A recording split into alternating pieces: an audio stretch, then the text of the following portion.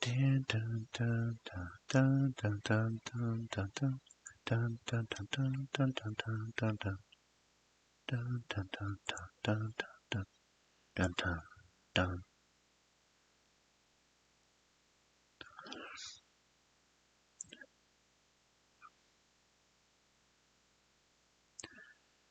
Little early, little early. But you know, that happens from time to time.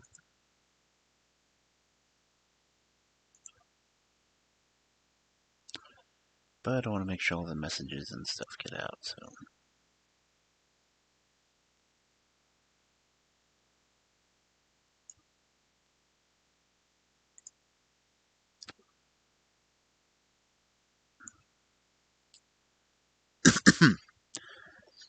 Make sure the tweet went out, all that nifty stuff.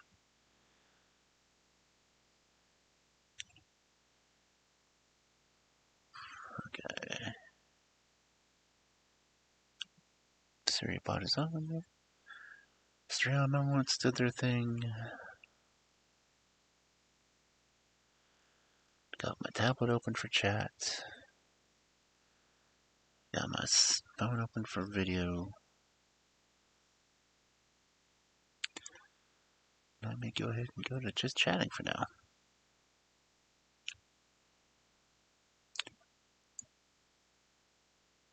Yes, I know my mic is on right now. I like talking to myself.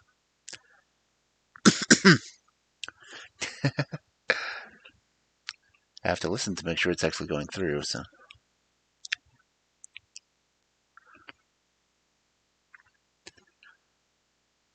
That and I don't have entry music, so I tend to just make do.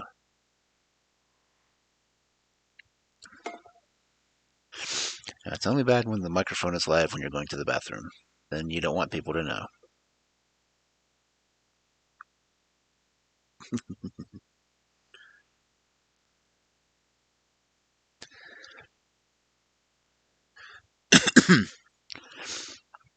But I wasn't going to start the game until a little after 9, just so people might be able to show up.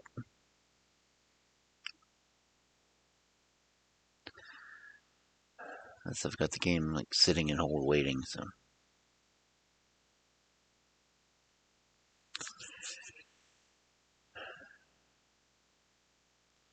I did finally find a setting to work with my audio to get the game. I just had to make another sound setup for it. You would think that window capture would be enough, but no, I had to do audio capture for the window.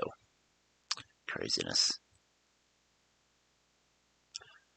So that should fix my game playing problem that I've been having.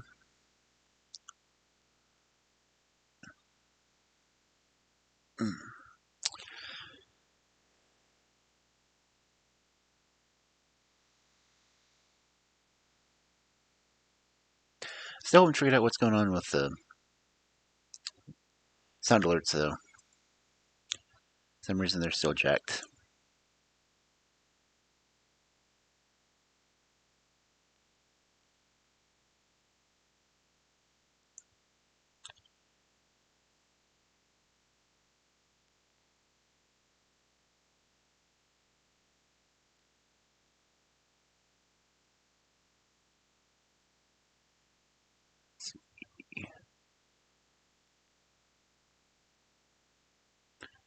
My alerts.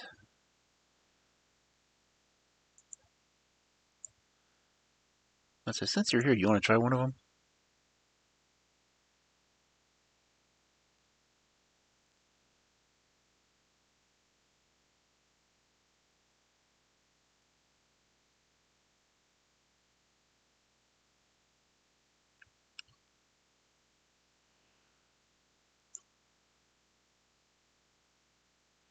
Well, I've got it open right now. That's what was making sure it was logged in.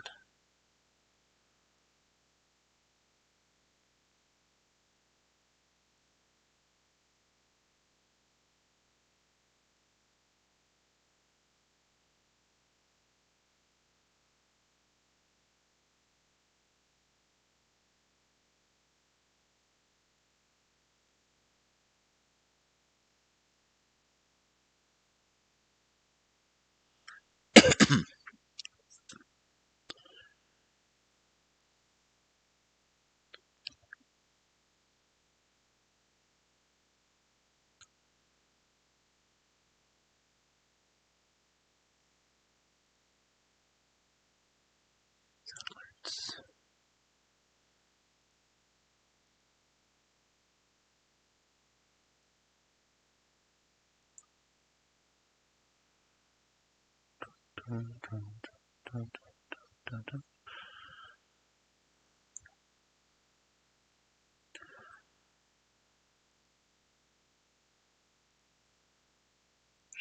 if I can pull it up real quick.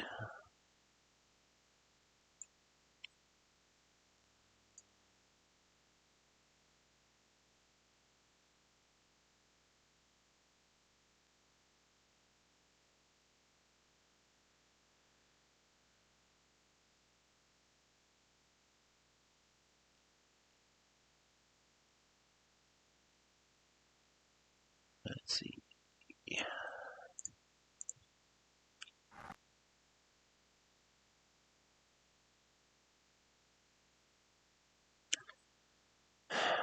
Nothing at all. What the hell?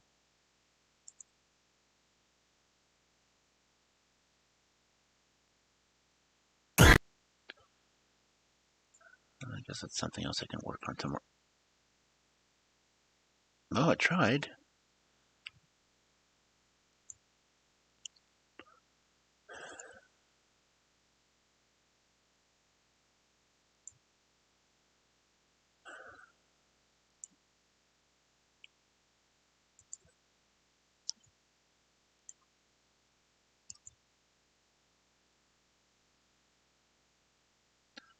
Profiles loaded.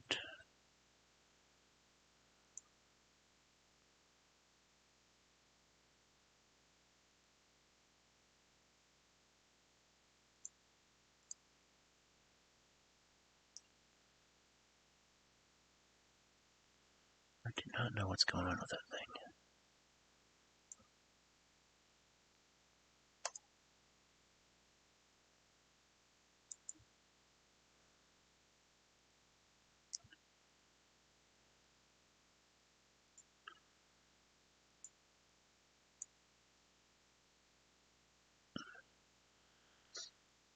The address hasn't changed anywhere.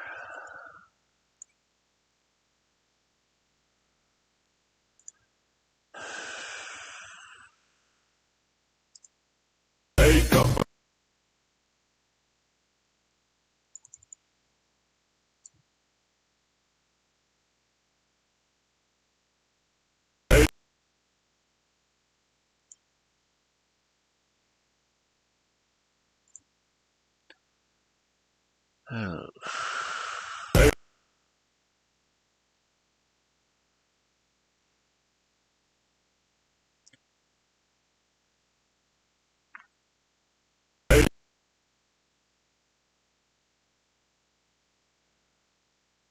It keeps trying. Severely delayed, but it keeps trying. Of course, I lost track of how many times I clicked that stupid button.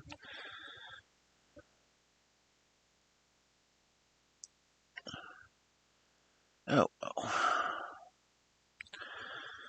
It's after 9. I'm just going to go ahead and dive into the game.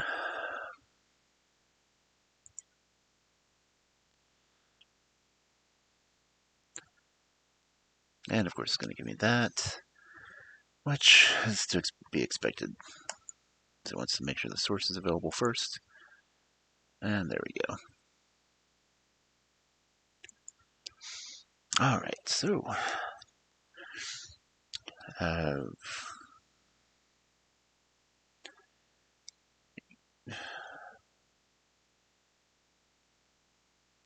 miss that message.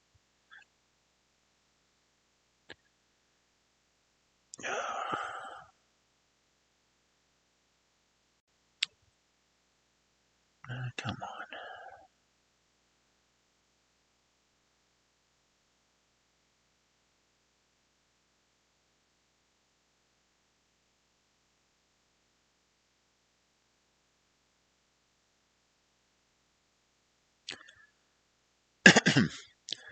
As I said, I have to play the game through desktop audio. No, I finally got the game off of desktop audio. But I'll work on it tomorrow.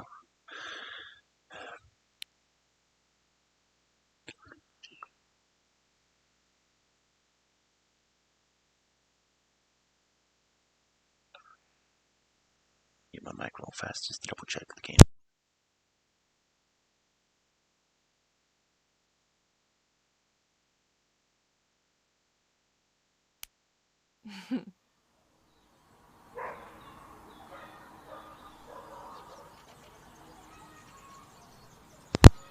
Okay, game audio is working. That's cool.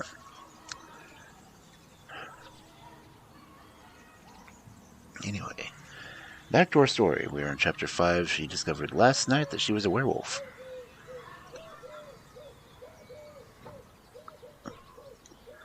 So now she has to essentially go back and cut off all her links to basic humanity. So,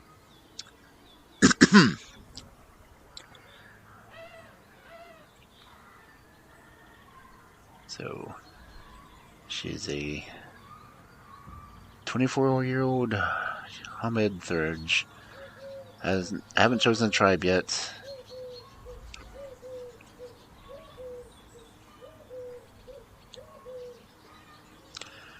Let's see. Goal: learn your family history. Pursue to regain willpower. Goal: stop the logging at any cost. And beat the rite of passage and earn your place in steps to pursue to regain willpower.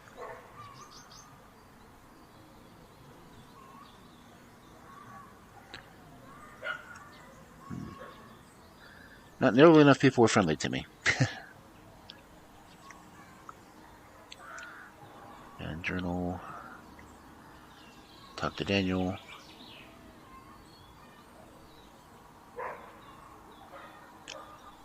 Okay. And as the story continues, loose ends. I woke up in my bed at the B&B, and for a moment thought the whole werewolf business had been a dream. Then I heard muffled gagging, looked up, and saw Anya and Bartek looking at me from the other bed. You caught us, but I thought you'd stay with your German friends a little longer, said Bartek, embarrassed. We knew you were all right, Anya chimed in. And what with you sneaking through the window in the middle of the night naked, she raised her eyebrow. I did some crazy things back home, but I've never partied that hard.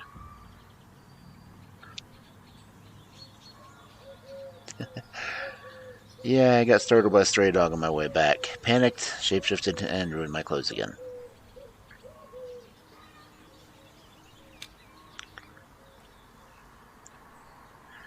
There was so much to talk about, I didn't know where to start. Well, let's start with... Are you alright, I asked. I always worried about you. Yeah, said Anya, scratching her head. After we were separated in the forest, I got lost, and Bartek found me. And we, ended up here.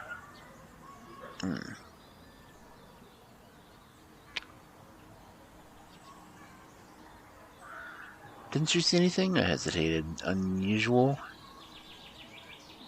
We had to go a long way around to avoid the hunters. But apart from that, it was just the forest at night, she said. A bit scary, but nothing unusual. So Pat was right. The human mind couldn't cope with us seeing a Krynos. And when the delirium ended, the subconscious patched the holes in the memory with something rational. But how are you feeling? Asked Anya. I'm alright. Sorry for disappearing so suddenly, I said. Because what else could I say?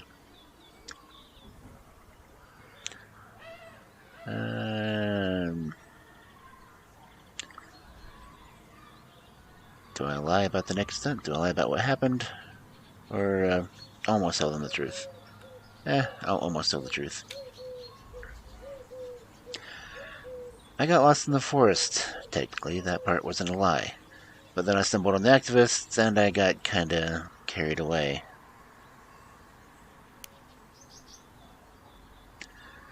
I packed my bag in silence. I felt a rift growing between me and Anya, and I felt a sudden urge to tell her everything. Gotta tell your best friend everything, because you have to. I couldn't tell her the truth, though it's a guru, and I had sacred duty to protect the veil, hiding us from mortal eyes, but I could tell her something. I learned something important about myself, I said, and I have to follow it for a while. Sorry for the sudden change of plan. I sighed and continued packing. So, are you leaving? Asked Bartek. What about your family history?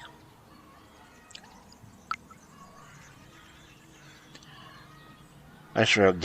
Whatever the answer was, it was now Maia the werewolf's problem, not Maia the student was dead. Let us know when you figure it out, said Bartek. We'll be waiting, and you hugged me. I mumbled something, took my bag, and left.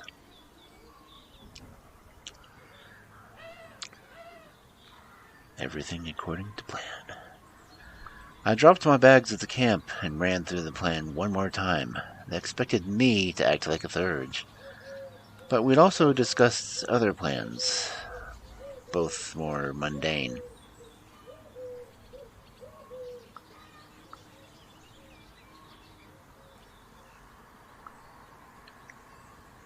Okay. Let's discuss the other plans.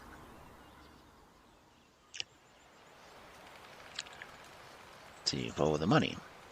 With Olga's pack, local connections, and Cornell's pack's technology wizardry, we followed the money and found out who was paying the loggers and security guards. Behind all the ideology and politics, it was just business. They were cutting down trees because someone was paying them to do it. We decided to stop the money flowing.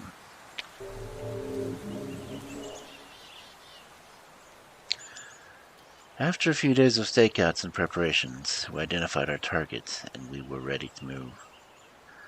We started with the kidnapping. Dang it.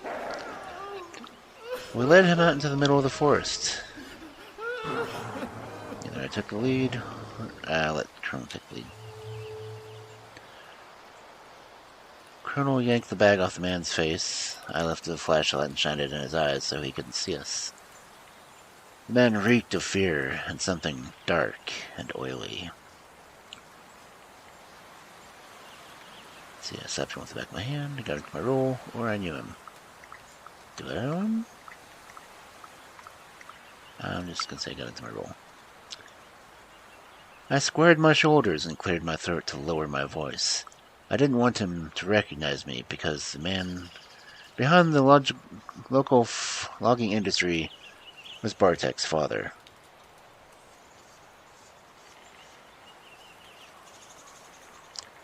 He might have known too much, and I hated him, but that didn't matter. He might have known too much. And his son saw my first rage. Delirium made him forget the details, but I had no idea what Bartek told his family. The man whimpered and shielded his eyes. It was time to deliver my message. Let's see, was I blunt? Did I explain how things were, or did I toy with him? I'm not one to toy with him, but I will explain how things are. Here's the deal. You stop the logging. I explained as clearly as I could. In return, you and your family can enjoy a safe future, one without strange accidents, fires, and misfortunes. He almost shat his pants. I could smell it. But he decided to play the tough guy. Fuck off, you bitch, he yelled. I'm going to make your life a fucking misery. Just you wait. I know the chief of police. I know MPs. You won't get away with this. Who do you think you are? I'll show you who I am, I said quietly. I felt Colonel tense by my side. He said nothing. He just watched.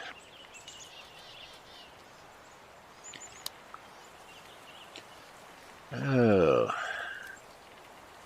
I can't remember if I can keep to where I can speak.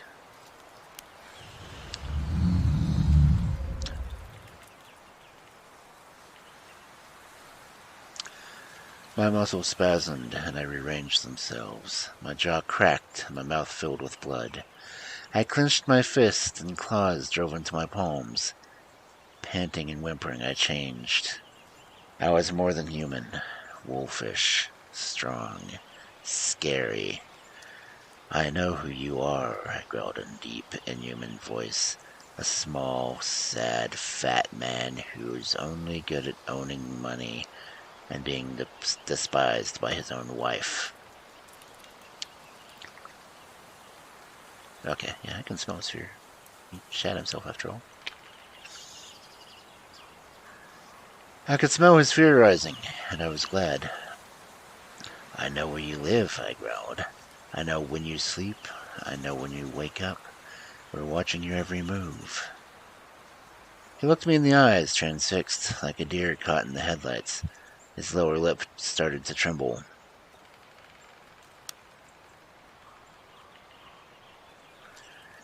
Run, I kicked him. I said run.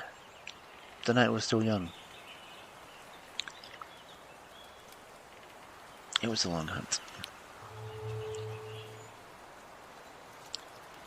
It was a long hunt, and I made sure that it was fair. I let him rest from time to time, but I never let him forget that he was being hunted. I made him run. I made him sweat. I made him fear. I enjoyed the hunt. We enjoyed the hunt, Colonel and I. We made a good team. And in the end, the man was cowering on the ground, crying and shaking. I am always watching, I growled in his ear. Please don't kill me, he moaned. I'll do whatever you want. I'll tell the people to leave. I'll stop. Anything, just don't kill me.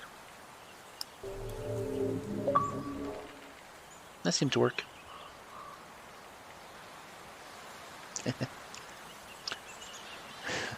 That was all I wanted to hear. Keep your end of the bargain, and I'll keep to mine. I promised and walked away. We left him in the middle of the forest.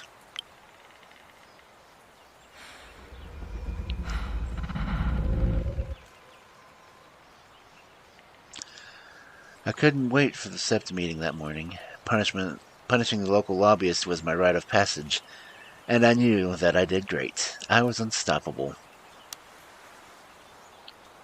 Should have done the Theurge one. No.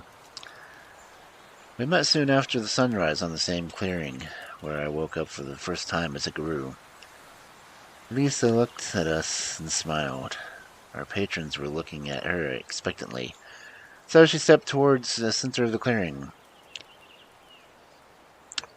I am the Theurge of the Sept, and I'm here to make sure that we do things the right way. She turned to me, and I held my breath. Maia, come forth. You are a cub who seeks recognition as an adult? I am, I answered solemnly. Are you an applicant to a tribe? Lisa asked again. I confirmed. I am. Who speaks for the cub? Lisa looked at her septimates. I do, Colonel stepped forward. I'm Blind Prophet of the Children of Gaia, Philodox of the Winter Weasel Pack. I observed the cub on her mission, and I'm here to tell you the story.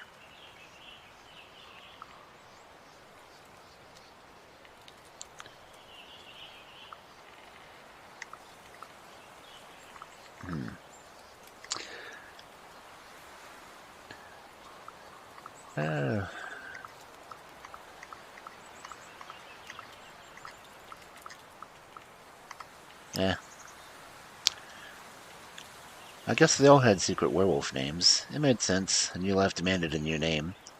Would I also have to take a name? Has the cub passed her challenge? Asked Lisa. I held my breath. I knew how it had all happened, but I held my breath nevertheless. She succeeded, was the answer. She fought bravely against overwhelming odds, and she succeeded. Have you chosen your name? Lisa turned to me. My new secret name. Suddenly I remembered my grandfather talking about his old friends. He never used their real names. They were always Thunder or Gray or Needle. I'd always thought it was a gorilla thing, some kind of war names. Now I wasn't so sure anymore. How to capture my whole life, my aspirations, My personality, my heritage in one name. I cleared my throat. Oh, crap.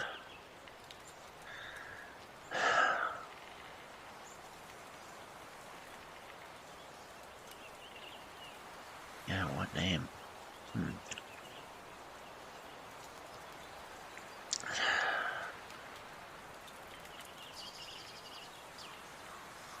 Let's see. Mist, Ventura, Pine, or Falca.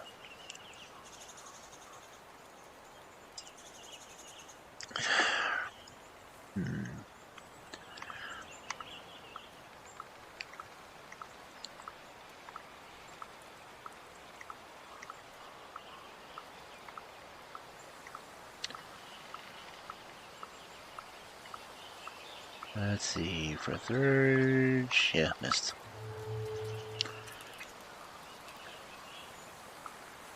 My name is Mist, I answered, thinking of Fog and one of the Valkyries from North Legends.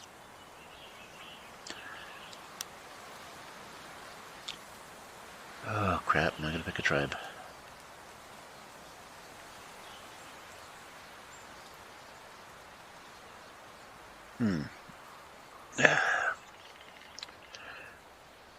See, basically, do I want to be a Werewolf Amazonian, which would do Black Fury, Child of Gaia, which are more naturalists, Glasswalker, which are the tech wolves, and Bonar, that are typically the outcasts.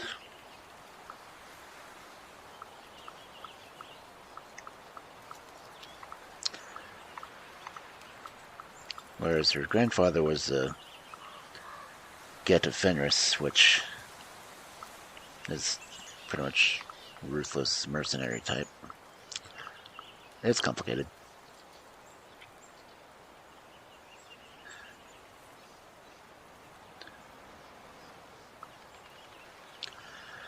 I looked at my fellow werewolves and realized how important my family legacy was to me. I don't think it's that simple, I said, looking at Lisa. I don't see myself fitting into any of your tribes.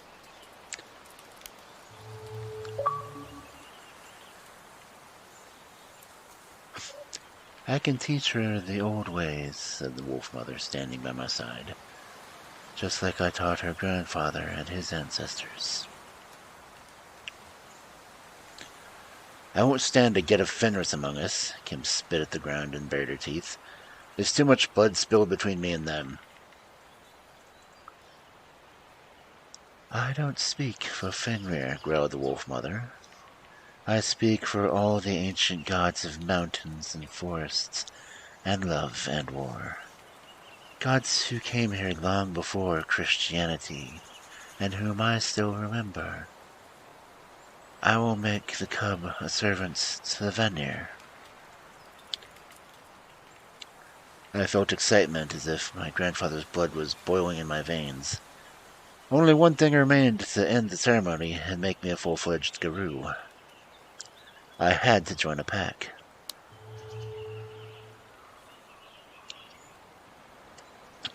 As my fate had already been tied to the Wolf Mother, I chose her as my patron and joined Olga's pack. There was no love lost between me and Olga, but I was a valuable addition to her pack, and she was good enough a leader to recognize it.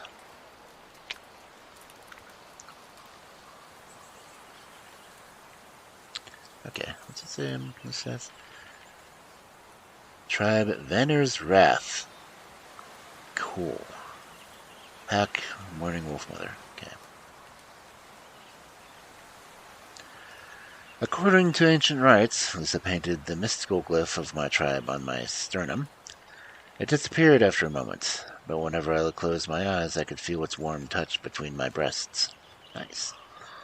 Mist of the Vanir's Wrath, Theurge of the Mourning Wolf Mother pack. Welcome to our sept, she said solemnly. Howls rose towards the sky, and sang about ancient laws of war, status, and secrecy. I remembered only a few. Combat the worm wherever it dwells and wherever it breeds. Submit to those of higher station. Respect those beneath you. The veil shall not be lifted. Werewolves aren't supposed to talk about werewolves. First rule of Werewolf Club, don't talk about werewolves.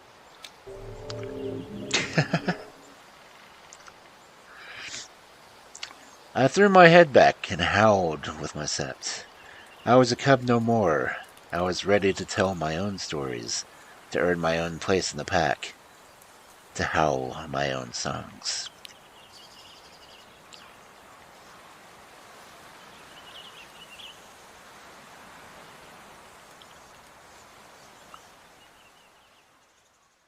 Ah, crap. Chapter 6. Didn't think I'd finish things this fast. Damn. Start the chapter. Dust to dust. It was one of those blistering summer days when the asphalt melts, the grass withers, and air smothers those brave enough to step outside. Despite the heat, I felt like the whole village was at a funeral. I stood there, surrounded by sweaty bodies, looking at rosaries they clutched at their fists. There was nowhere to run. One of the hunters had been found dead near the place of power. Nobody knew what had happened to him. There were whispers of rabid wolves. It was our doing, my doing, and the death had tipped the scales. Since the deaths, I'd started seeing shadowy figures, their faces flickering in the corner of my eye. Were they just figments of my imagination, or my own pack of hungry spirits following me, waiting for my mistake? I could feel the tension seething around me. The death, this funeral had pushed the community, already weary and frightened by the recent disappearances in the forest, to the edge. The press had swarmed to the funeral like flies. I could hear them squawking about how both sides of the conflict were escalating the situation. The police were watching the crowd with disinterest as they leaned lazily against the trees. Suddenly, Puszcza Boliska had become politically charged and the hottest place to be in Poland.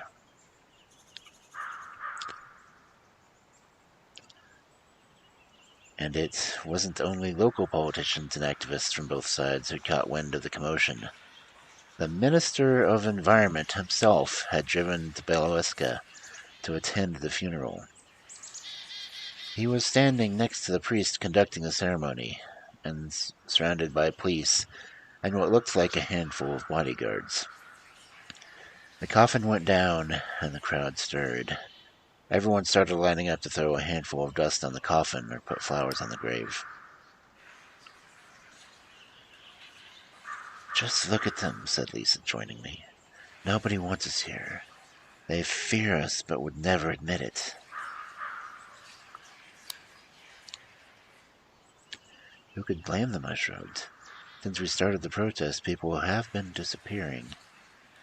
They would want us gone even if we weren't from the guru, he scoffed. From the outside, we're activists fighting for the Puszcza.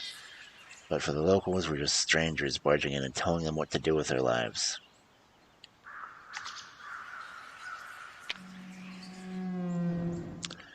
They just need time to get used to us, I said. The problem is not going to disappear, and finally they'll join us. Nevertheless, she was right. The crowd was not happy seeing us there, and the minister knew how to use that sentiment.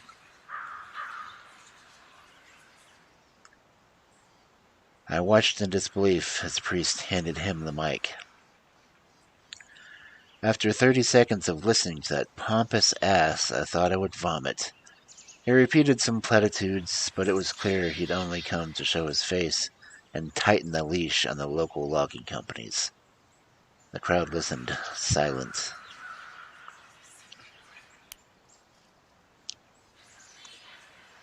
I realized the conflict was only going to escalate. What he didn't know was that the local loggers weren't being paid anymore, and the locals were on our side.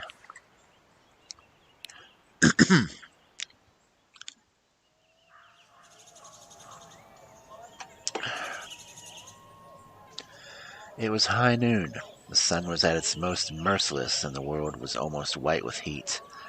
The air smelled of herbs, bark, and tree sap. Insects buzzed lazily in the high grass, stunned by the summer sun. The day was stifling as we set up the protest. The whole clearing was decorated with banners, and we all had our placards. The banner we had hung on the National Park headquarters the week before was just a warm-up. Wood is the enemy of the forest was our main slogan, but there were many more.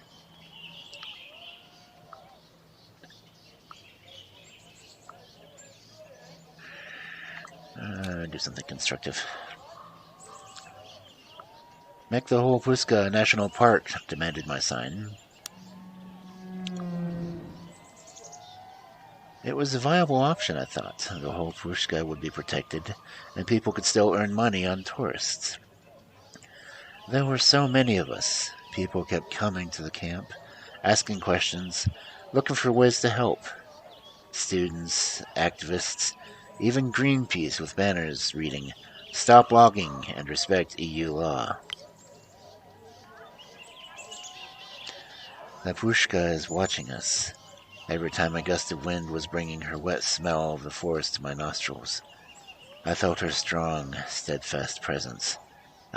She knew that we were doing everything in our power to save her. For centuries, my family served the Puszcza, burning villages and hunting down people who dared to hurt her. And now, I was the last guru of my lineage. What legacy did I want to leave behind? The pressure was almost palpable, and tempers were flaring.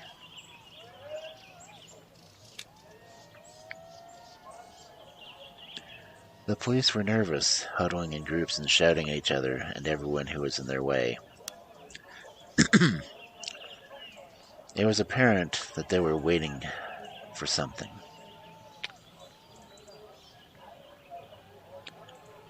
"Everyone knows what to do?" Olga asked, looking at my pack. "I'll keep the security guards occupied," nodded Lisa. "And I'll guard Puszcza's perimeter," growled Daniel.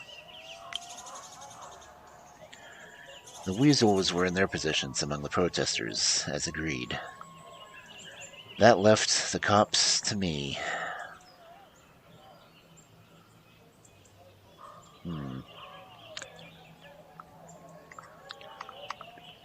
Killing the cops would not be good. Ready to fight, maybe. Try to avoid fight if possible. Yeah. And Olga doesn't like me. She's a bitch anyway. "I think that we should keep talking," I said. "It's not too late for a peaceful solution." "Good luck about that," Olga nodded with bitter expression. It had reached the boiling point when the minister arrived for a photo op.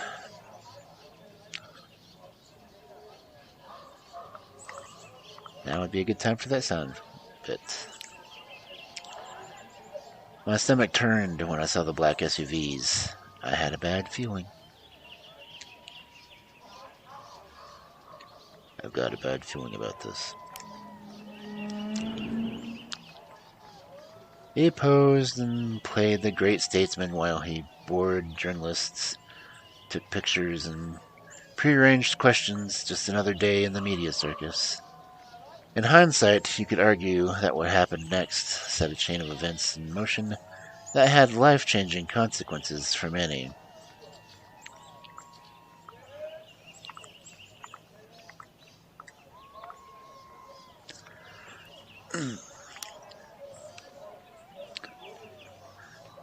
There's this notion that change is sudden. Movies and video games would have us believe that it takes one moment, one decision, one knock-on effect to turn the tide. But in the world, it doesn't work like that. It works like a forest, like the Puszcza. Change is slow, barely visible process. A series of decisions, yes, but also consequences. with chances being taken and people doing what they can to survive. Change is like growth. We had grown. The members of my sept had already moved their positions, and I also had my part to play.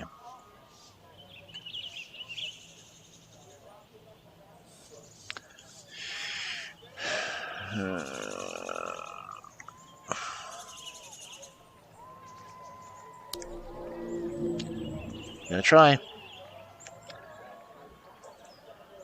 Olga raised her eyebrow. If you think there's any sense in talking to them, she smirked, now's the fucking time. She grabbed me by the elbow and literally dragged me across the clearing where the minister and his people were standing.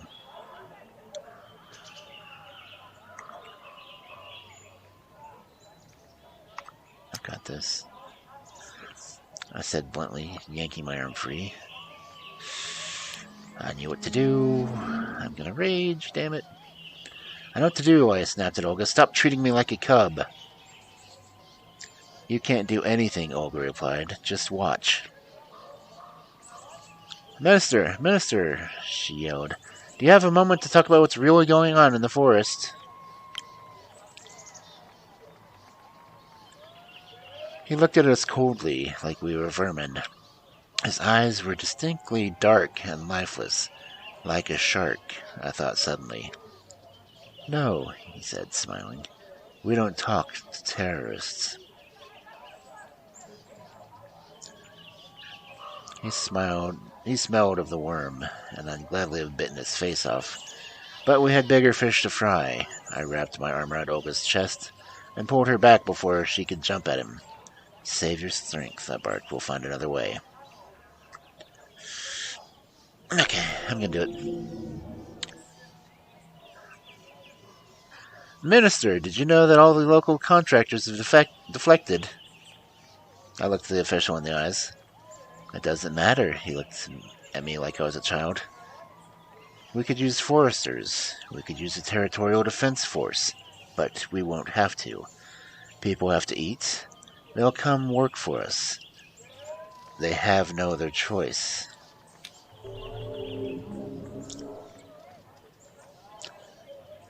But he didn't see that coming, and for a moment looked shaken. Then he composed himself and looked at me with disgust. But think how much it would cost, I looked the official in the eyes. Do you think you can still be a minister when it ends? I could see that he was an apt politician, and that he could smell a deal for himself in it all. But I didn't really care, because I managed to get his attention.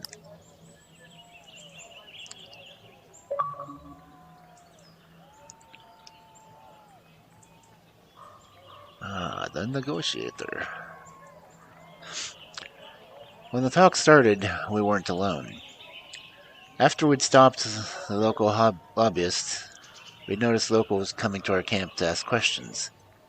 At first, we were wary of them, but soon we realized they were genuinely interested in learning new ways they could coexist with their forest.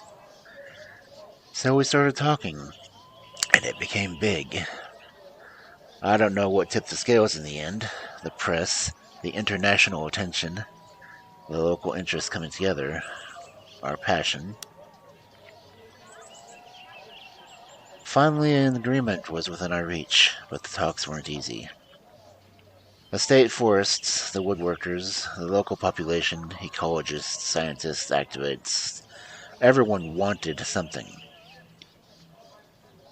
But I was by no means an expert, but I wanted to play my part in the proceedings.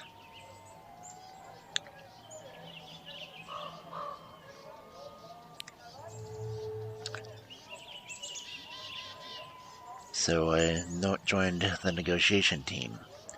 They needed someone spiritual who could look into the opponent's souls. The talks went on and on. Everyone at the scene had their own opinion and their own point of view, and I had mine.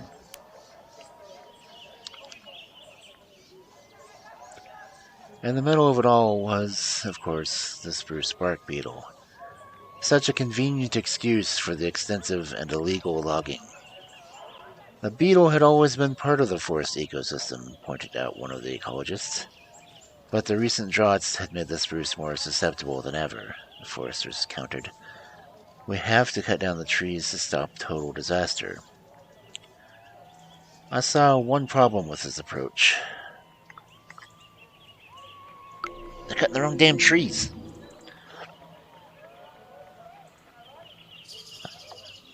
They were cutting down trees that had already been dead. To stop the spread, they'd have to target trees that were freshly infected. Their approach was just ineffective. You fetishize the forest, scoffed one of the officials. People cultivated it for hundreds of years, and it cannot survive without our help. He's right. You want to take the forest from us, a group of locals attacked the activists. You're not from here, and you tell us how to live our lives?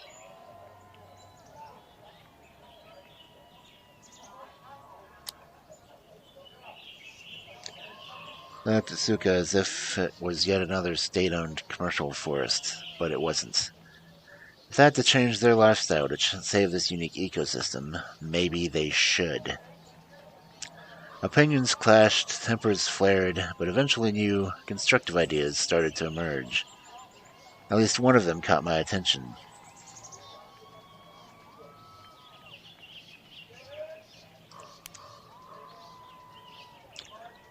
There was a recurring idea to make all forests in the area part of the Puszcza National Park. The logging would be impossible, but there would be much more money from tourism. It was a long and hot day. I rubbed my eyes, so as I tired, I could barely keep them open. My head was spinning. I'm gonna keep going. But I kept going. What was a little heat stroke when so much was at stake?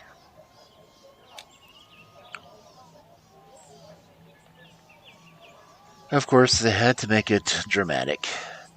There were cameras, there were lights, and the negotiations lasted all day long. We reached the first draft of an agreement, literally at sunset. I had no doubts they'd only decided to stop the logging because they realized there was something in it for them. Or they were lying to us the whole time, but as I said, I didn't trust them all.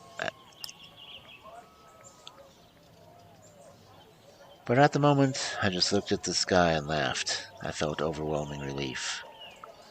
Then my exhaustion caught up with me. I found a quiet spot and sank to the ground and fell asleep.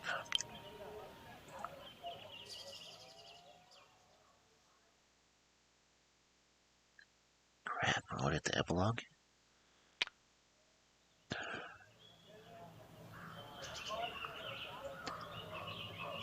I never thought it would end like this. Yeah, sure, humans were important, but they were the problem we needed to solve, not the problem solvers. And yet, in the coming weeks, they proved to be just that. They had plans for education, for patrolling the forest, for making a permanent camp near Puszcza.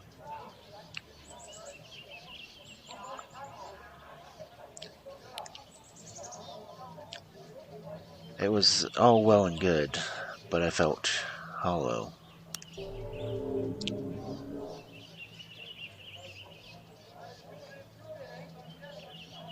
It was quiet. The logging had stopped, and I was proud I had had a hand in it. I talked with people, listened to their ideas, and shared their enthusiasm. We planned, we joked, we laughed. At some point I found myself sitting near an old local woman. She smiled at me. All wrinkles, missing teeth, and bad attitude.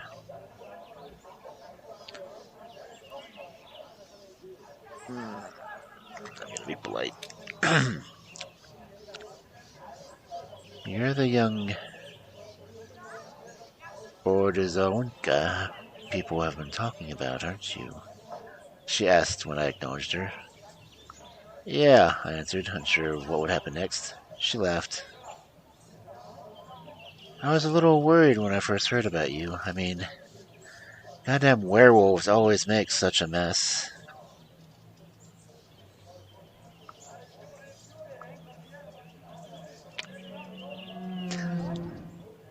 What are you talking about? I asked, trying to play it cool.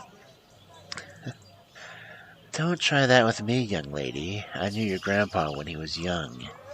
She winked at me. The problem is you're always looking for another glorious battle, she scoffed.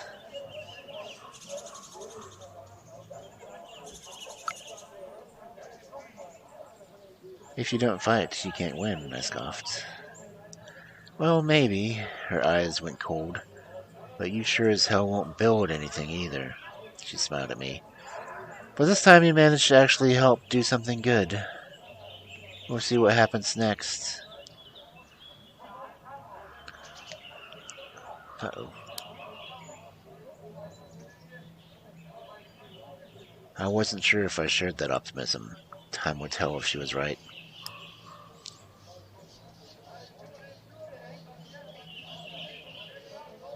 We gathered in the clearing, in which I'd first woken up as a guru.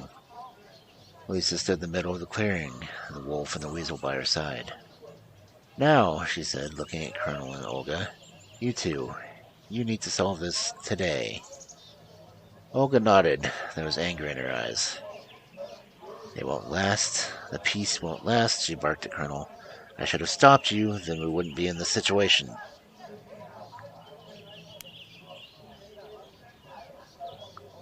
That night was long and full of hope. Olga talked to Colonel and Kim and Pat for a very long time, trying to convince them to stay in the Bailoetza. They weren't fond of the idea.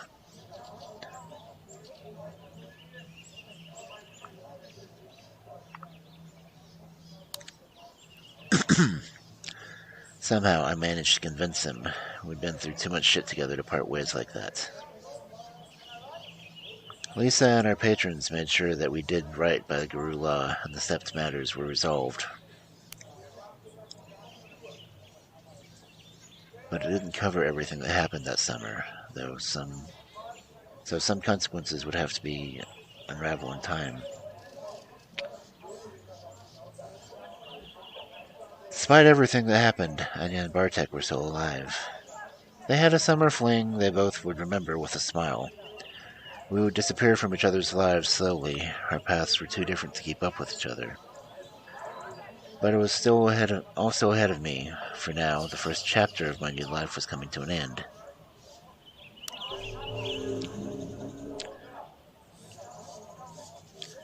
I'd come to Bailoenza to learn something about my roots, and now I knew them.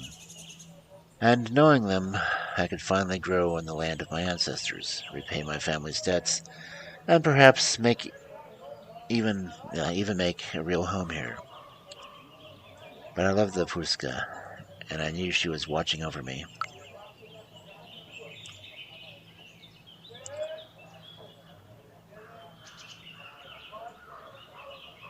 Oh, crap.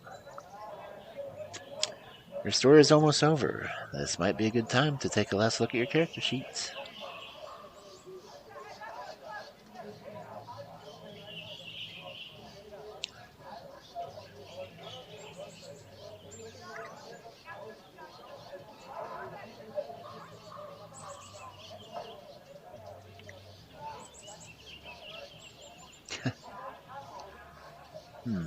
Okay.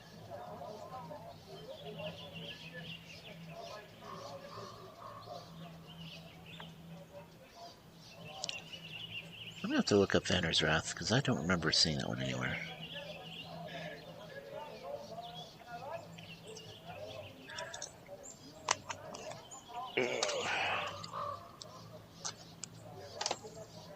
Oh, give her a pen.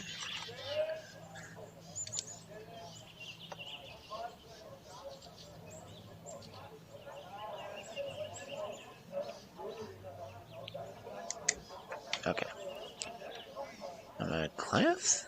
Oh.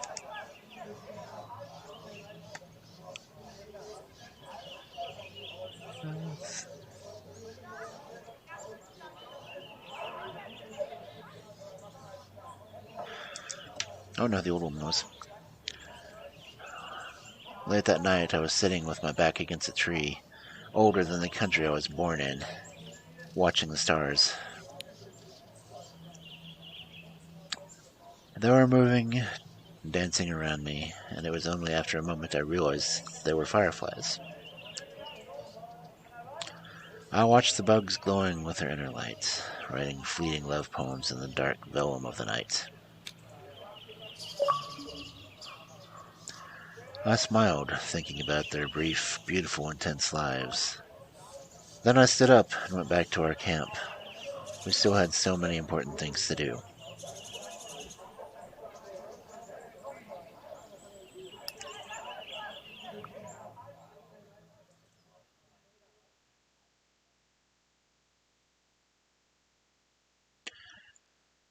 All right, then. There's... Oh, cool. That actually tells my story.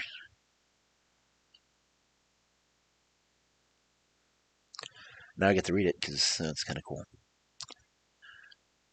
You have finished Heart of the Forest. Cubs, gather round the fire and listen to the story of Maia, known among the Guru as Mist of Vanir's Wrath, the Theurge of the Mourning Wolf Mother pack. She always honored her pacts with spirits. Maia managed to negotiate a fragile peace and stop the harvesters. The change had begun. The first protests against the logging of the Bioesca forest took place in 2016. The game was loosely inspired on the events. The characters and events depicted in this game are entirely fictitious. Wink, wink, nudge, nudge.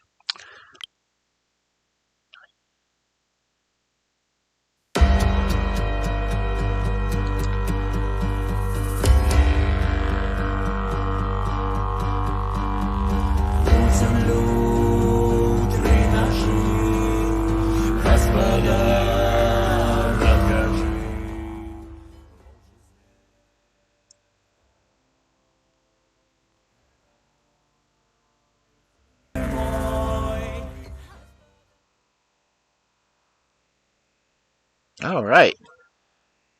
Those freaking credits are loud.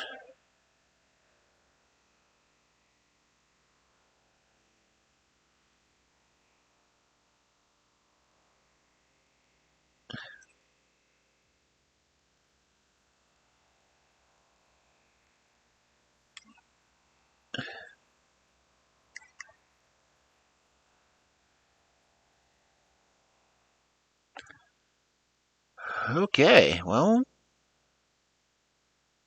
damn. Didn't expect to finish that quickly. I mean, the first 4 chapters took me like 3.5 hours.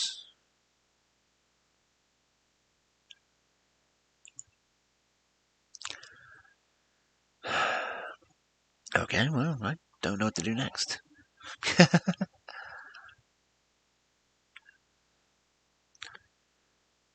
I guess. Thank you all for coming in. I really had not made plans beyond finishing the game.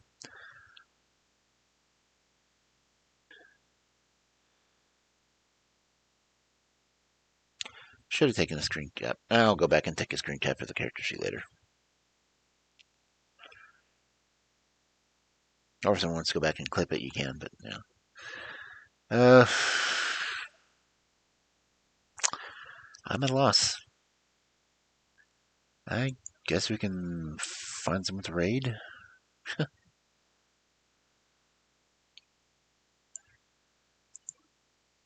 see who's still on. Oh. Effie's off. Leon's off. Jojo's off. Maybe he's still on.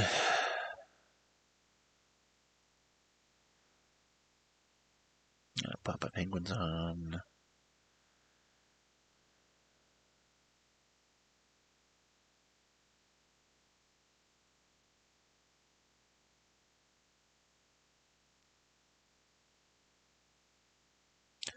I don't know how many people are in here. 1. Okay, well.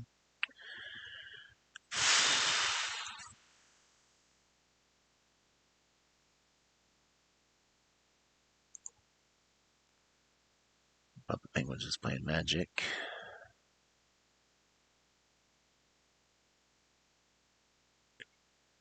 Oh, EB raided me yesterday. I'll go and raid them.